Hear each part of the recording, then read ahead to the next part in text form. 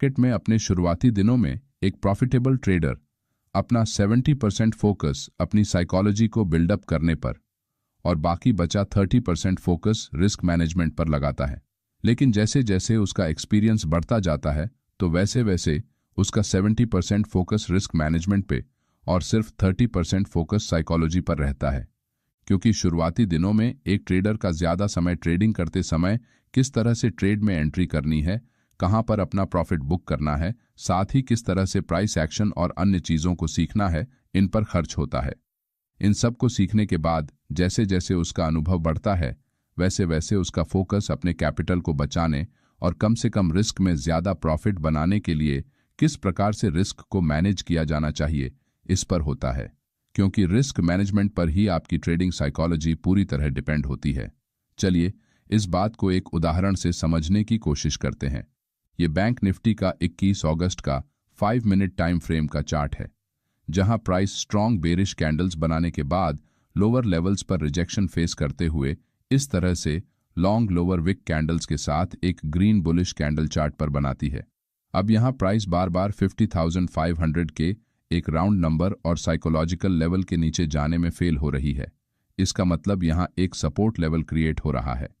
अब हमारे पास यहां दो रिटेल ट्रेडर है जिनके पास समान रूप से लगभग 50,000 का ट्रेडिंग कैपिटल अवेलेबल है।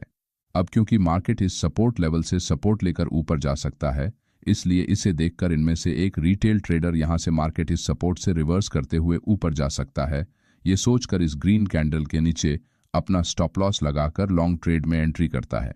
तो दूसरा रिटेल ट्रेडर बिना स्टॉप लॉस लगाए अगर मार्केट सपोर्ट से नीचे जाता है तो मैं यहां अपने ट्रेड से एग्जिट कर लूंगा, इस तरह से सिर्फ मन में सोचकर ट्रेड में एंट्री करता है।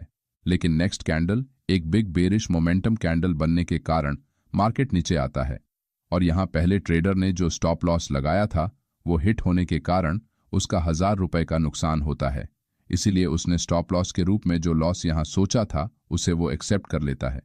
लेकिन उसी समय दूसरा ट्रेडर जिसने स्टॉप लॉस लगाए बिना यहां ट्रेड एंट्री की थी वो अभी भी इस ट्रेड में बना हुआ है, क्योंकि उसे लगता है कि मार्केट अभी भी यहां से ऊपर जा सकता है।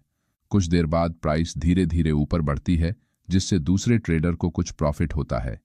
लेकिन थोड़ी ही देर में प्राइस फिर से रिवर्स करते हुए एक बिग बेरिश मोमेंटम कैंडल बनाकर तेजी से नीचे जाने के कारण और टाइम के साथ थीटा डिके होने से उसके ऑप्शन का प्रीमियम बहुत तेजी से कम होता है, जिससे अपने लॉस को बढ़ता हुआ देखकर वो पैनिक में आकर अपने ट्रेड से एग्जिट हो जाता है।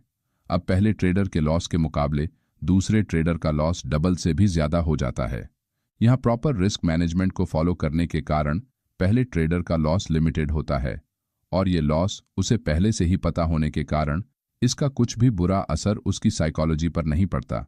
लेकिन इसके विपरीत दूसरे ट्रेडर ने किसी भी रिस्क मैनेजमेंट को ना फॉलो करते हुए ट्रेड करने के कारण उसका लॉस भी बड़ा होता है, साथ ही इसका बहुत बुरा असर उसकी ट्रेडिंग साइकोलॉजी पर भी होता है। अब यहां पहले ट्रेडर का अपने कैपिटल पर एक ट्रेड में सिर्फ 1000 रुपए का यानी कि 2% का नुकसान हुआ है, लेकिन दूसरे ट्रेडर की गलती के कारण उसका 3000 का यानी कि अपने टोटल कैपिटल पर लगभग 6% का नुकसान हुआ है।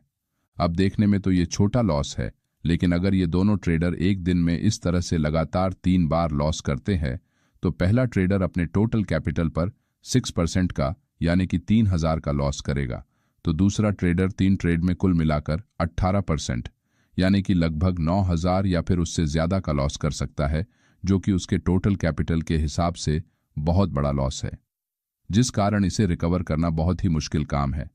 साथ ही इस लॉस के कारण दूसरे ट्रेडर का जो साइकोलॉजिकल लॉस हुआ है वो इस कैपिटल लॉस से भी बहुत बड़ा है। लेकिन अब सवाल ये आता है कि हम अपनी साइकोलॉजी को स्ट्रॉन्ग करने के लिए किस तरह से अपनी रिस्क को मैनेज कर सकते हैं। चलिए इसके बारे में जानते हैं। अपने लॉस को कम से कम या फिर उसे एक लेवल तक सीमित रखते हुए अपने प्रॉफिट्स को संभावित लॉस से बड़ा बनाना, इसी बात को हम रिस्क मैनेजमेंट कहते हैं। और ये कोई रॉकेट साइंस नहीं है, इसलिए इस विषय को ज्यादा कॉम्प्लिकेटेड करने की कोई जरूरत नहीं है। आपको सिर्फ अपने लॉस को कम से कम रखने पर फोकस करना होता है। अब इसे